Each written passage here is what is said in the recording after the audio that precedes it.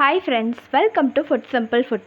5 நிமிஷத்தில் காரசாரமான தோசை இட்லிக்கு ஏற்ப ஒரு சூப்பரான கார சட்னி எப்படி செய்கிறது பார்க்கலாம்.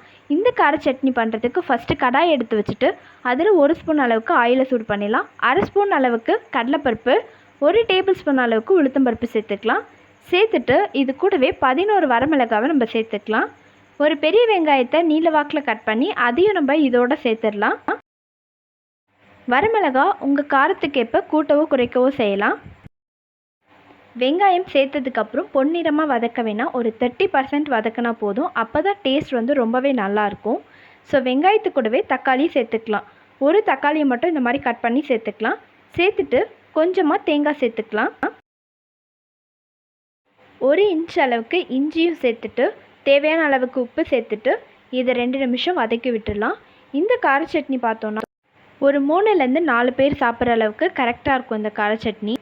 பாருங்கள், எல்லாம் வதங்கி ஆற வச்சாச்சு. இப்போ இதை மிக்ஸி ஜாரில் நம்ம சேர்த்துட்டு இதை அரைச்சிடலாம். ரொம்ப மாவு மாதிரி நைஸாக அரைக்காமல் கொஞ்சம் குறைன்னு அரைச்சாதாங்க ரொம்பவே சூப்பராக இருக்கும். அரைச்சதுக்கப்புறம் இதுக்கு ஒரு தாளிப்பு கொடுத்துடலாம். அதுக்கு 1 ஸ்பூன் அளவுக்கு ஆயிலை சூடு பண்ணிவிட்டு இதில் உளுத்தம்பருப்பு, கடுகு, கருவேப்பிலை, வரமிளகாய் எல்லாத்தையும் சேர்த்துட்டு வதக்கி இந்த சட்னியோடு சேர்த்துட்டோம் அப்படின்னா சூப்பரான சுவையான கார சட்னி நம்மளுக்கு தயாராகிடுச்சு. இந்த வீடியோ உங்களுக்கு பிடிச்சிருந்தா லைக் பண்ணுங்கள், ஷேர் பண்ணுங்கள், கமெண்ட் பண்ணுங்கள், சப்ஸ்கிரைப் பண்ணிக்கோங்க. தேங்க்ஸ் ஃபார் வாட்சிங்.